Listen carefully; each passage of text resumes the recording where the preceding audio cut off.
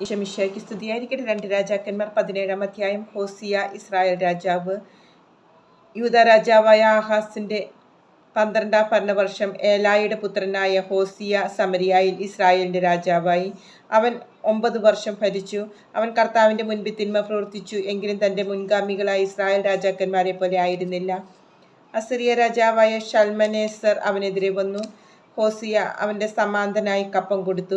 പിന്നീട് അവൻ ഈജിപ്ത് രാജാവായ സോയുടെ അടുക്കൽ ദൂതന്മാരെ അയക്കുകയും അസിറിയ രാജാവിന് പ്രതിവർഷം കൊടുത്തുവന്ന കപ്പം നിർത്തലാക്കുകയും ചെയ്തു. അവന്റെ കുടിലത മനസ്സിലാക്കിയ അസിറിയ രാജാവ് അവനെ ബന്ധിച്ച് കാരാഗൃഹത്തിൽ അടച്ചു. സമരിയായുടെ പതനം. അസിറിയ രാജാവ് രാജ്യം ആക്രമിക്കുകയും സമരിയായിൽ വന്ന് 3 കൊല്ലത്തേക്ക് ഉപരോധം ഏർപ്പെടുത്തുകയും ചെയ്തു. ഹോസിയായുടെ 9-ാം ഭരണവർഷം അസിറിയ രാജാവ് സമരിയ അധീനമാക്കി. ഇസ്രായേലിനെ അസിറിയയിലേക്ക് കൊണ്ടുപോയി ഹാലായിലും ഗോസാനിലെ ഹാബോർ നദീതീരത്തും മെദിയ നഗരങ്ങളിലും പാർപ്പിച്ചു. ഇങ്ങനെ സംഭവിച്ചതിന് കാരണം ഇതാണ്: തങ്ങളെ ഈജിപ്തിൽ നിന്ന് ഫറവോ രാജാവിന്റെ അടിമത്തത്തിൽ നിന്ന് മോചിപ്പിച്ച തങ്ങളുടെ ദൈവമായ കർത്താവിനെതിരെ ഇസ്രായേൽ ജനം പാപം ചെയ്തു. അവർ അന്യദേവന്മാരുടെ ഭക്താദരങ്ങൾ കാണിക്കുകയും കർത്താവ് ഇസ്രായേൽ ജനത്തിന്റെ മുമ്പിൽ നിന്ന് ഉച്ചാടനം ചെയ്ത ജനതകളുടെ ആചാരങ്ങളിലും ഇസ്രായേൽ രാജാക്കന്മാർ ആവിഷ്കരിച്ച അനുഷ്ഠാനങ്ങളിലും വ്യാപരിക്കുകയും ചെയ്തു. ദൈവമായ കർത്താവിന് അഹിതമായ കാര്യങ്ങൾ ഇസ്രായേൽ ജനം രഹസ്യമായി ചെയ്തു. കാവൽ ഗോപുരം മുതൽ സുരക്ഷിത നഗരം വരെ എല്ലായിടത്തും അവർ പൂജാഗിരികൾ നിർമ്മിച്ചു. അവർ എല്ലാ കുന്നുകളിലും വൃക്ഷച്ചുവട്ടിലും സ്തംഭങ്ങളും അശേര പ്രതിഷ്ഠകളും സ്ഥാപിച്ചു. കർത്താവ് അവരുടെ മുമ്പിൽ നിന്ന് ഓടിച്ചു കളഞ്ഞ ജനതകൾ ചെയ്തതുപോലെ അവർ പൂജാഗിരികളിൽ ധൂപാർച്ചന നടത്തി. അവർ ദുഷ്പ്രവൃത്തികൾ ചെയ്ത് കർത്താവിനെ പ്രകോപിപ്പിച്ചു. കർത്താവ് വിലക്കിയിരുന്ന വിഗ്രഹാരാധന അവർ അനുഷ്ഠിച്ചു. കർത്താവ് പ്രവാചകന്മാരെയും ദീർഘദർശികളെയും അയച്ച് ഇസ്രായേലിനും യൂദായ്ക്കും ഇപ്രകാരം മുന്നറിയിപ്പ് നൽകിയിരുന്നു: നിങ്ങളുടെ പിതാക്കന്മാരോട് ഞാൻ കൽപ്പിക്കുകയും എൻ്റെ ദാസന്മാരായ പ്രവാചകരിലൂടെ അറിയിക്കുകയും ചെയ്ത നിയമങ്ങൾ അനുസരിച്ച് ദുർമാർഗങ്ങളിൽ നിന്ന് പിന്മാറുകയും എൻ്റെ കൽപ്പനകളും ചട്ടങ്ങളും പാലിക്കുകയും ചെയ്യുവിൻ. അവർ അത് വകവച്ചില്ല. ദൈവമായ കർത്താവിൽ വിശ്വസിക്കാതിരുന്ന തങ്ങളുടെ പിതാക്കന്മാരെ പോലെ അവർ ദുശാഠ്യക്കാരായിരുന്നു. തങ്ങളുടെ പിതാക്കന്മാർക്ക് അവിടുന്ന് നൽകിയ കൽപ്പനകളും ഉടമ്പടിയും തങ്ങൾക്ക് ലഭിച്ച മുന്നറിയിപ്പുകളും അവർ അവഗണിച്ചു. അവർ വ്യാജ വിഗ്രഹങ്ങളുടെ പിന്നാലെ പോയി അവിശ്വസ്തരാവുകയും ചുറ്റുമുള്ള ജനതകളെ അനുകരിക്കുകയും ചെയ്തു. ഈ ജനതകളെ പോലെ പ്രവർത്തിക്കരുതെന്ന് കർത്താവ് കൽപ്പിച്ചിരുന്നു. അവർ ദൈവമായ കർത്താവിൻ്റെ എല്ലാ കൽപ്പനകളും പരിത്യജിച്ച് തങ്ങൾക്കായി കാളക്കുട്ടികളുടെ 2 വിഗ്രഹങ്ങൾ വാർത്തുണ്ടാക്കി.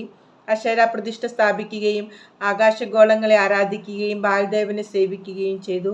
അവർ പുത്രിപുത്രന്മാരെ ദഹനബലിയായി അർപ്പിക്കുകയും ശകുനം നോക്കുകയും മന്ത്രവാദം നടത്തുകയും കർത്താവ് കാണുക തിന്മയ്ക്ക് തങ്ങളെ തന്നെ വിൽക്കുകയും ചെയ്ത് അവിടുത്തെ പ്രകോപിപ്പിച്ചു. അതിനാൽ കർത്താവ് ഇസ്രായേലിന്റെ നേരെ ക്രുദ്ധനായി അവരെ തൻ്റെ കൺമുമ്പിൽ നിന്ന് നീക്കിക്കളഞ്ഞു. യൂദാ ഗോത്രമല്ലാതെ ഒന്നും അവശേഷിച്ചില്ല. യൂദായും ദൈവമായ കർത്താവിന്റെ കൽപ്പനകൾ അനുസരിക്കാതെ ഇസ്രായേലിന്റെ ആചാരങ്ങളിൽ മുഴുകി. കർത്താവ് ഇസ്രായേലിന്റെ സന്തതികളെ ഉപേക്ഷിക്കുകയും ശിക്ഷിക്കുകയും കൊള്ളക്കാരുടെ കയ്യിൽ ഏൽപ്പിക്കുകയും തൻ്റെ മുമ്പിൽ നിന്ന് നിഷ്കാഷനം ചെയ്യുകയും ചെയ്തു. കർത്താവ് ഇസ്രായേലിനെ ദാവീദിന്റെ ഭവനത്തിൽ നിന്ന് വിച്ഛേദിച്ചപ്പോൾ അവർ നെബാത്തിന്റെ പുത്രനായ ജെറോബോവാമിനെ രാജാവാക്കി. അവൻ ഇസ്രായേലിനെ കർത്താവിന്റെ മാർഗത്തിൽ നിന്ന് പിന്തിരിപ്പിച്ച് വലിയ പാപങ്ങളിലേക്ക് നയിച്ചു. ജെറോബോവാം ചെയ്ത എല്ലാ പാപങ്ങളും ഇസ്രായേൽ ജനം ചെയ്തു.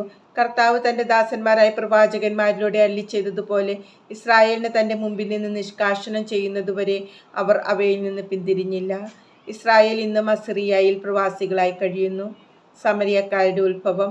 അസിറിയ രാജാവ് ബാബിലോൺ, കുത്ത, അവ്വ, ഹമാദ്, സെഫാർവയിം എന്നിവിടങ്ങളിൽ നിന്ന് ആളുകളെ കൊണ്ടുവന്ന് ഇസ്രായേൽ ജനത്തിന് പകരം സമരിയ നഗരങ്ങളിൽ പാർപ്പിച്ചു. അവർ സമരിയ സ്വന്തമാക്കി അതിൻ്റെ നഗരങ്ങളിൽ വസിച്ചു. അവിടെ വാസം തുടങ്ങിയ കാലത്ത് അവർ കർത്താവിനോട് ഭക്ത്യാദരങ്ങൾ കാണിച്ചില്ല. അതിനാൽ അവിടുന്ന് അവരുടെ ഇടയിലേക്ക് സിംഹങ്ങളെ അയച്ചു. അവ അവരിൽ കുറെ പേരെ കൊന്നു. സമരിയ നഗരങ്ങളിൽ കൊണ്ടുവന്ന് പാർപ്പിച്ച ജനതകൾക്ക് നാട്ടിലെ ദൈവത്തിന്റെ നിയമം അറിവില്ലാത്തതിനാൽ അവിടുന്ന് അവരുടെ ഇടയിലേക്ക് സിംഹങ്ങളെ അയക്കുകയും അവ അവരെ കൊല്ലുകയും ചെയ്യുന്നുവെന്ന് അസിറിയ രാജാവ് അറിഞ്ഞു. അവൻ കൽപ്പിച്ചു, അവിടെ നിന്ന് കൊണ്ടുവന്ന ഒരു പുരോഹിതനെ അങ്ങോട്ട് അയക്കുക. അവൻ അവിടെ താമസിച്ച് ദേശത്തെ ദൈവത്തിന്റെ നിയമം അവരെ പഠിപ്പിക്കട്ടെ. സമരിയയിൽ നിന്ന് കൊണ്ടുവന്ന പുരോഹിതന്മാരിൽ ഒരുവൻ ബഥേലിൽ ചെന്ന് താമസിച്ച് കർത്താവിനോട് ഭക്ത്യാദരങ്ങൾ കാണിക്കേണ്ടത് എങ്ങനെയെന്ന് അവരെ പഠിപ്പിച്ചു. ഓരോ ജനതയും തങ്ങൾ താമസിച്ചിരുന്ന നഗരങ്ങളിലെല്ലാം തങ്ങളുടെ ദേവന്മാരെ ഉണ്ടാക്കി സമരിയക്കാർ നിർമ്മിച്ച പൂജാഗിരികളിൽ പ്രതിഷ്ഠിച്ചു. ബാബിലോൺകാർ സുക്കോത്ത് ബെനോത്തിനെയും കുത്ത് ദേശക്കാർ നെർഗാലിനെയും ഹമാത്യർ അഷീമയെയും അവാക്കർ, നിബ്ഹാസ്, താർത്താഗ് എന്നിവയെയും ഉണ്ടാക്കി. സേഫാർവയീംകാർ തങ്ങളുടെ ദേവന്മാരായ അദ്രാമേലെക്കിനും അനാമേലെക്കിനും സ്വന്തം മക്കളെ ആഹൂതി ചെയ്തു. അവർ കർത്താവിനോടും ഭക്തി കാണിച്ചു. തങ്ങളിൽ നിന്ന് എല്ലാ തരത്തിലും പ്പെട്ടവരെ പൂജാഗിരികളിൽ പുരോഹിതന്മാരായി നിയമിച്ചു. അവർ പൂജാഗിരികളിൽ ബലിയർപ്പിച്ചു. അങ്ങനെ അവർ കർത്താവിനെ ആദരിച്ചു. എങ്കിലും തങ്ങൾ വിട്ടുപോന്ന ദേശങ്ങളിലെ ജനതകളുടെ ആചാരമനുസരിച്ച് സ്വന്തം ദേവന്മാരെയും സേവിച്ചു. ഇന്നും അവർ അങ്ങനെ തുടരുന്നു.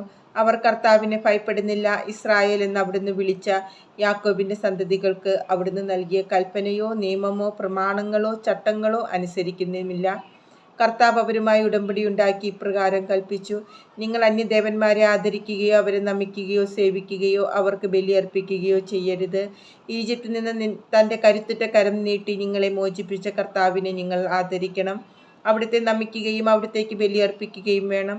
അവിടുന്ന് എഴുതി തന്ന കൽപ്പനകളും നിയമങ്ങളും പ്രമാണങ്ങളും ചട്ടങ്ങളും നിങ്ങൾ ജാഗരൂകതയോടെ പാലിക്കണം. അന്യദേവന്മാരെ ആദരിക്കരുത്. ഞാൻ നിങ്ങളുമായി ചെയ്ത ഉടമ്പടി വിസ്മരിക്കരുത്. അന്യദേവന്മാരെ ആദരിക്കരുത്. നിങ്ങളുടെ ദൈവമായ കർത്താവിനെ ആദരിക്കണം. അവിടുന്ന് നിങ്ങളെ ശത്രുക്കളിൽ നിന്ന് രക്ഷിക്കും. അവർ വകവച്ചില്ല. അവർ പഴയപടി ജീവിച്ചു. അങ്ങനെ ഈ ജനതകൾ കർത്താവിനെ ആദരിക്കുകയും തങ്ങളുടെ കൊത്തുവിഗ്രഹങ്ങളെ സേവിക്കുകയും ചെയ്തു. അവരുടെ മക്കളും മക്കളുടെ മക്കളും തങ്ങളുടെ പിതാക്കന്മാർ ചെയ്തതുപോലെ ഇന്നും ചെയ്തു വരുന്നു.